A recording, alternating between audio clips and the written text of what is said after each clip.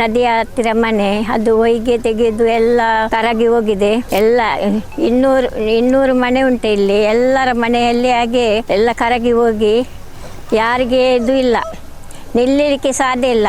ಇಡೀ ರಾತ್ರಿಯಲ್ಲಿ ಹೊಯ್ಗೆ ತೆಗೆದು ನಮಗೆ ಸಾಯಂಕಾಲ ಬೆಳಿಗ್ಗೆ ನೋಡುವಾಗ ಗುರಿ ಎಲ್ಲ ಗುರಿ ಮರವೈದ ಬೇಳೆ ಮಲ್ಪುಣೆ ಮುಲ್ಪ ವೈಗೇಡು ಪುಣೆ ಉಳ್ಳಾಲ ವೈಗೇಡೆ ಮರವೈದೆ ಪೆರ್ನೆ ಅಪ್ಪಜಿ ಬಾರಿ ಗುರಿದೆತ್ತದು ಪೊಯ್ಯೆ ಪೋದು ಭತ್ತ ನೂದು ವಾಡೋದು ಹೆಚ್ಚೆ ವಾಡ ಉಂಡು. ಒಂಜಿ ಏರು ಕೇಣ್ ಹಾಕೊಳ್ಳಿದ್ದೇರು ಒಂದು ಮಲ್ಪುಣ ಹಾಕೊಳ್ಳಿದ್ದೇರು ಏರ್ಲೈಜಿ ಬರ್ಪುಣಿ ಕೊಣುಪುಣಿ ರಾತ್ರಿ ಪಗಿಲ್ ಒಂದು ಪೊಯ್ಯೆ ಕೊಣುಪೇರು. ಈ ಪೊಯ್ಯೆ ಪುಣ ಓ ಅಧಿಕಾರ ಅಂಡಲ್ಲ ಭತ್ತದ ಒಂಜ ವರ ತೂಲೆ ಸ್ವಾಮಿ ಎಂಚಿನ ಬೇಲೆ ಮಲ್ಪೋರು ಅಂದು ಓಲೊಂಜಿ ಬಲೆ ಬುಡಿಯಾರಜ್ಜಿ ಓಲೊಂಜಿ ಮರವೈ ದೆಪ್ಪೆರಜ್ಜಿ ಓಲ್ ಜಂಜಿ ಗಾಲ ಬಾಡ್ಯಾರಜ್ಜಿ ಎಂಚಿನ ಅಜ್ಜಿ ಎಂಕುಲೊಂಜಿ 2 ಸೇರಿ ಅರಿಕ ನೋಡಾನ ದಾದ ಮಲ್ಪೋಡು ಪಂಡ್ಲೆ ನಿಕುಲು. ನಮಸ್ಕಾರ ಮಾನ್ಯ ಗಣಿ ಮತ್ತು ಭೂ ವಿಜ್ಞಾನ ಇಲಾಖೆಯ ಅಧಿಕಾರಿಗಳೇ, ಹೇಗಿದ್ದೀರಾ? ನೀವು ಬಿಡಿ ಚೆನ್ನಾಗಿರ್ತೀರಾ. ಈಗ ಪಾವೂರು ಮತ್ತು ಉಳಿಯದ್ದು ಕಥೆಯನ್ನು ನೀವು ಮರ್ತಿರ್ಬೋದು, ಆದರೆ ನಾವು ಮರ್ತಿಲ್ಲ. ಜಿಲ್ಲಾಧಿಕಾರಿಗಳು ವರದಿಯನ್ನು ಕೊಡಲಿಕ್ಕೆ ಹೇಳಿದ್ರು, ವರದಿ ಕತೆ ಏನಾಯಿತು ಗೊತ್ತಿಲ್ಲ. ಈಗ ನಿಮಗೆ ಒಂದು ಪ್ರದೇಶದ್ದು ವಿಡಿಯೋ ತೋರಿಸ್ತೇವೆ. ಇನ್ನು ಮೊದಲೇ ಹೇಳಿಬಿಡ್ತೇವೆ ನೋಡಿ, ನಾವು ಹಳೆ ವಿಡಿಯೋ ತೋರಿಸಿದೆವು, ಯಾವುದ್ಯಾವುದೋ ಓಲ್ಡ್ ವಿಡಿಯೋ ಎಲ್ಲ ಹಾಕಿದ್ದೇವೆ ಅಂತ ಹೇಳಬೇಡಿ. ಕ್ಲಿಯರ್ ಕಟ್ ಆಗಿ ಮೆನ್ಷನ್ ಇರುತ್ತೆ, ಡಾಟಾ ಇರುತ್ತೆ, ವಿಡಿಯೋ ದಿನಾಂಕವನ್ನು ಕೂಡ ನೋಡ್ಬೋದು. ಇದು ಉಳ್ಳಾಲದ್ದು, ಹೆಸರಲ್ಲೇ ಇದೆ ಹೊಯ್ಗೆ ಅಂತ ಹೇಳಿ. ಆ ಪ್ರದೇಶದ ಹೆಸರೇ ಉಳ್ಳಾಲ ಹೊಯ್ಗೆ ಅಂತ ಹೇಳಿ. ಹೆಸರಲ್ಲೇ ಹೊಯ್ಗೆ ಇರುವಾಗ ನದಿಯಲ್ಲಿ ಹೊಯ್ಗೆ ಇಲ್ಲದಿರುತ್ತಾ ಬಿಡಿ. ಹಾಗಾಗಿ ಆ ಹೊಯ್ಗೆಯನ್ನ ರಾತ್ರಿ ಹಗಲು ಕದಿಮರು ದೋಚ್ತಾ ಇದ್ದಾರೆ. ಗಣಿ ಮತ್ತು ಭೂವಿಜ್ಞಾನ ಇಲಾಖೆಯ ಅಧಿಕಾರಿಗಳೇ, ಇದು ನಿಮ್ಮ ಗಮನಕ್ಕೆ ಬಂದಿದ ಅಕ್ರಮಗಳೆಲ್ಲವೂ ಕೂಡ ನಿಮ್ಮ ಗಮನಕ್ಕೆ ಬಂದೇ ನಡೆಯೋದಲ್ವಾ? ಆದರೆ ತಹಶೀಲ್ದಾರ್ ಮಾತ್ರ ಭೇಟಿ ಕೊಡುವ ಸಂದರ್ಭದಲ್ಲಿ ಅಲ್ಲಿ ಏನು ನಡೀತಾ ಇಲ್ಲ ಅಂತೆ. ಹಾಗಿದ್ರೆ ಈ ಕಳ್ಳರಿಗೆ ಮಾಹಿತಿ ಕೊಡುವವರು ಯಾರು ಅನ್ನೋದು ನಮ್ಮ ಪ್ರಶ್ನೆ. ಇಲ್ಲಿ ಒಂದು 400 ಕುಟುಂಬಗಳಿದೆ. ಅವರು ಮೀನುಗಾರಿಕೆಯನ್ನೇ ನಂಬಿ ಬದುಕ್ತಾ ಇದ್ದಾರೆ. ಆದರೆ ಅವರ ಬದುಕು ಈಗ ದುಸ್ತರ ಆಗಿದೆ. ಆ ಬಡ ಮೀನುಗಾರರ ಕಥೆಯನ್ನ ನೀವೇ ಕೇಳಿ.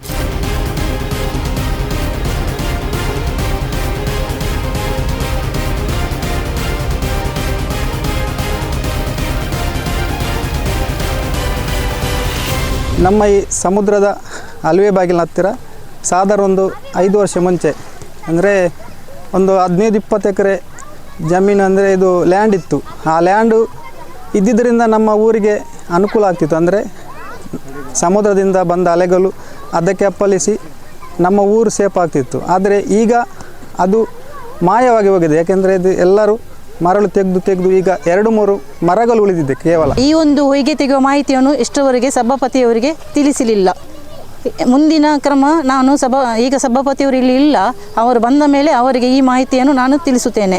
ಅಕ್ರಮ ಏನು ಕೆಲಸ ಆದರೆ ನಮ್ಮ ಸಭಾಪತಿಗಳು ಯಾವಾಗಲೂ ಅಕ್ರಮ ಕೆಲಸಕ್ಕೆ ಯಾವಾಗಲೂ ಅವರು ಒಪ್ಪಿಗೆ ನೀಡುವುದಿಲ್ಲ. ಸರ್ಕಾರದಿಂದ ಏನು ಪ್ರಯೋಜನ ಇಲ್ಲ, ಮೇಲಾಧಿಕಾರಿಯಿಂದ ಏನು ಪ್ರಯೋಜನ ಇಲ್ಲ. ಹಾಗೋಸ್ಕರ ನಾವು ಒಂದೇ ಈ ಹೊಯ್ಗೆ ತೆಗೆಯುವ ವಿಷಯದಲ್ಲಿ ಅವರು ನಿಲ್ಲಿಸಬೇಕು. ಹಾಗೋಸ್ಕರ ನಾವು ನಮ್ಮ ನೇತೃತ್ವ ಮೀನುಗಾರ ಸಂಘದಿಂದ ಒತ್ತಾಯ ಮಾಡ್ತೇವೆ. ಏನೆಂದರೆ ಅವರು ಅದು ಕೇಳದಿದ್ದರೆ ನಮ್ಮ ಮುಂದಿನ ಹೋರಾಟ ನಾವು ಮಾಡುತ್ತಿದ್ದೇವೆ. ಆ ಪ್ರದೇಶದಲ್ಲಿ ಇರುವಂಥದ್ದು ಒಂದು 24 ಎಕರೆಗಳು ಜಾಗ ಅಕ್ರಮ ಮಾಡಿ ಮರಳುಗಾರಿ ಈಗ ಆ ಜಾಗ ಉಂಟು, ಅದು ನೀರು ಪಾಳಾಗಿದೆ. CRZ ಅಲ್ಲಿ GPS ತೆಗಿತಾ ಇದ್ದಾರೆ. GPS ತೆಗೆದು ಎಲ್ಲಿ ಮೀನುಗಾರವರು ದೋಣಿ ಹೋಗುವಾಗ ಅವರಿಗೆ ಅಡ್ಡ ಆಗ್ತದೆ, ಅಲ್ಲಿ ಹೋಗುವಾಗ ತಡೆ ಉಂಟು ಮಾಡಿದರೆ ಆ ಮರಳನ್ನು ಮಾತ್ರ ತೆಗೆಯುವಂಥದ್ದು ಅವರಿಗೆ ಅಧಿಕಾರ ಇದೆ. ಇದು ಇಲ್ಲಿಗಲ್ ಮಾಡುವಂಥದ್ದು. ಇದು ಯಾವರಿಗೆ ಮರಳು ಮೀನುಗಾರಿಯವರಿಗೆ ಇಲ್ಲಿದ್ದಾರೆ ಅವರು ಕೂಡ ಎಲ್ಲ ಸಂಸಾರ ಮಾಡ್ತಾ ಇದ್ದಾರೆ, ಯಾವುದು ತಡೆ ಉಂಟು ಮಾಡ್ತಾ ಇಲ್ಲ. ಯಾಕೆ ಇವರು ಮರಳು ತೆಗಿತಾ ಇದ್ದಾರೆ? ಮೀನುಗಾರಿಕೆಗೆ ಸಂಬಂಧಪಟ್ಟವರು ಮೀನುಗಾರಿಕೆ ನಡೆಸಿ ಜೀವನ ಸಾಗಿಸೋರು ಇಲ್ಲಿ ಇರೋದು. ಇಲ್ಲಿ ತುಂಬ ಬಡ ಕುಟುಂಬ ತುಂಬದವರಿದ್ದಾರೆ. ಏಕೆಂದರೆ ಇಲ್ಲಿ ಸರ್ಕಾರ ಈಗ ಯಾವುದೇ ಮರಳುಗಾರಿಕೆ ಅನುಮತಿ ಕೊಟ್ಟಿಲ್ಲ. ಆದರೆ ಅಕ್ರಮವಾಗಿ ಮೊದಲಿಗಿಂತಲೂ ಹೆಚ್ಚಿನ ಈಗ ಅಕ್ರಮ ನಡೀತಿದೆ. ಆದರೆ ಸರ್ಕಾರ ನಮಗೆ ಗೊತ್ತಿರೋ ಪ್ರಕಾರ ಸರ್ಕಾರ ನಡೆಸಿಲ್ಲ. ಇಲ್ಲಿ ಸ್ಥಳೀಯ ಶಾಸಕರಿಗೆ ನಾವು ನಮಗೆ ತಂದಿದ್ದೇವೆ, ಅವರದ್ದು ಕೂಡ ಅವರ ಮಾತಿ ಕೂಡ ಇಲ್ಲಿ ಬೆಳೆ ಇಲ್ಲದಾಗಿದೆ. ನಾವು ದಕ್ಷಿಣ ಕನ್ನಡ ಜಿಲ್ಲೆಯಾಗಿ ಮಂಗಳೂರು ತಾಲೂಕಲ್ಲಿ ತುಂಬ ಮಂದಿ ಈ ಮಕ್ಕಳು ಈ ಅಕ್ರಮ ಮರಳುಗಾರಿಕೆಯಿಂದ ಗುಂಡಿ ಬಿದ್ದು ಮಕ್ಕಳು ಜೀವನ ಕಳೆದುಕೊಂಡಿದ್ದಾರೆ. ಅದು ಎಲ್ಲರಿಗೂ ತಿಳಿದ ಸಂಗತಿ. ಆ ಅನಾಹುತ ಇಲ್ಲಿ ನಮ್ಮ ಉಳ್ಳಾಳ ಹೊಯ್ಗೆ ನಡೆಯಬಾರದೆ ನಮ್ಮದು ನಿಮ್ಮ ಕಳಕಳಿಯ ವಿನಂತಿ. ಗಣಿ ಇಲಾಖೆ ಖಂಡಿತವಾಗಿ ಕ್ಲಿಯರ್ ಪಿಕ್ಚರ್ ಗೊತ್ತಿದೆ ಏನು ನಡೆಯುತ್ತದೆ. ಆಖರೆ ಅವರು ಕಣ್ಣು ಮುಚ್ಚಿದ್ದಾರೆ, ಕಿವಿ ಕೂಡ ಮುಚ್ಚಿದ್ದಾರೆ. ಸರ್ಕಾರದ ಅಧಿಕಾರಿಗಳಲ್ಲಿ ಒಂದು ವಿನಂತಿ ಮಾಡುವುದೆಂದರೆ ಈ ಅಕ್ರಮ ಮರಳುಗಾರಿಕೆ ಮೊದಲು ನಿಲ್ಲಿಸಿ.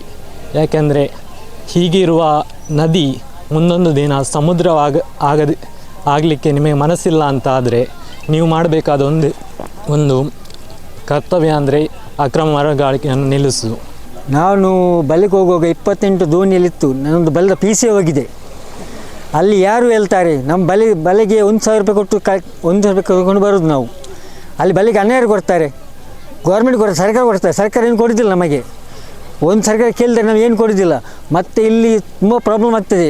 ಅಲ್ಲಿ ಬೀಚಿಗೆಲ್ಲ ಬರ್ತಾರೆ ಜನರು ಎಲ್ಲ, ಅಲ್ಲಿ ಸ್ನಾನ ಮಾಡ್ತಾರೆ, ಇಲ್ಲಿ ಹೋಗಿ ತೆಗಿತಾರೆ. ಅದು ಗುಂಡಿಗೆ ಬಿದ್ದರೆ ಯಾರು ಕಾಪಾಡೋದು? ಮಾನ್ಯ ಸಭಾಪತಿಗಳಾಗಿರುವ UT ಖಾದರ್ ಸಾಹೇಬ್ರೆ, ನೀವು ಶಾಸಕರಾಗಿರುವ ನಿಮ್ಮ ವಿಧಾನಸಭಾ ಕ್ಷೇತ್ರದ ವ್ಯಾಪ್ತಿಯ ಉಳ್ಳಾಲದ ಹೊಯ್ಗೆ ಪ್ರದೇಶದಲ್ಲಿ ಅಕ್ರಮ ಗಣಿಗಾರಿಕೆ ನಡೀತಾ ಇದೆ. ಹೀಗಾಗಿ ಇದು ನಿಮ್ಮ ಗಮನಕ್ಕೆ ಬಂದಿದೆನೋ ಬಂದಿಲ್ವೋ ನಮ್ಗೆ ಗೊತ್ತಿಲ್ಲ. ಆದರೆ 400 ಬಡ ಮೀನುಗಾರ ಕುಟುಂಬಗಳು ಮಾತ್ರ ನಿಮ್ಮಲ್ಲಿ ಭರವಸೆಯನ್ನ ಇರಿಸಿದ್ದಾರೆ. ಹೀಗಾಗಿ ಆ 400 ಕುಟುಂಬಗಳಿಗೆ ನ್ಯಾಯ ಒದಗಿಸಿಕೊಡುವಂತಹ ಒಂದು ಪ್ರಾಮಾಣಿಕ ಪ್ರಯತ್ನವನ್ನ ನಡೆಸಬೇಕಾಗಿದೆ ಮಾನ್ಯ ಖಾದರ್ ಸಾಹೇಬ್ರೆ.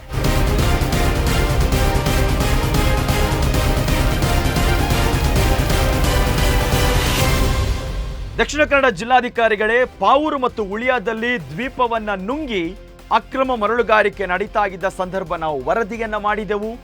ನೀವು ಕೂಡ ಒಂದು 5 ಜನ ಅಧಿಕಾರಿಗಳನ್ನ ನೇಮಕ ಮಾಡಿ ಅದರ ಒಂದು ಸತ್ಯಾಸತ್ಯತೆಯ ವರದಿಯನ್ನ ಕೊಡೋದಕ್ಕೆ ಹೇಳಿದ್ರಿ. ಆದರೆ ಆ ವರದಿ ಏನೋ ಆಯಿತು ಗೊತ್ತಿಲ್ಲ.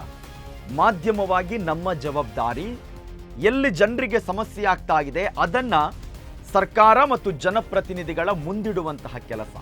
ಆ ಕೆಲಸವನ್ನ ನಾವು ಮಾಡಿದ್ದೇವೆ.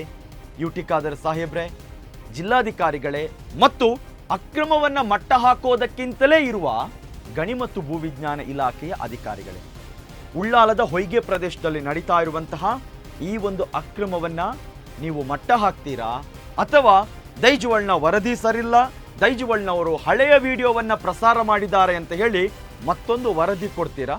ಕಾದು ನೋಡೋಣ.